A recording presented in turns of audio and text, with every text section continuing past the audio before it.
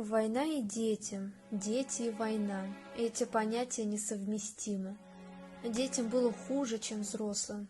Они не понимали, что происходит, почему нет папы, почему мама постоянно плачет, почему постоянно хочется есть, почему по визгу сирены надо бежать в бомбоубежище. Много было у детей вопросов, хотя и зачем. Но своим детским чутьем они понимали, что в их дом пришла большая беда. Мы решили взять интервью у Антоновой Анны Николаевны, которая родилась в 1924 году и сейчас проживает в городе Заинск, Республике Татарстан. А сколько вам было лет, когда началась война? Началось у меня было 17 лет. А Вот. как?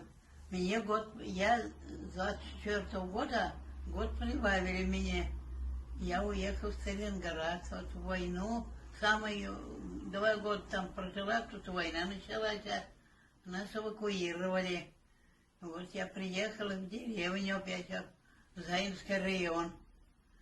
Я уже в Заинске доживала, а сейчас уж здесь уже живу. Все дальше в прошлое уходят от нас героические годы Великой Отечественной войны.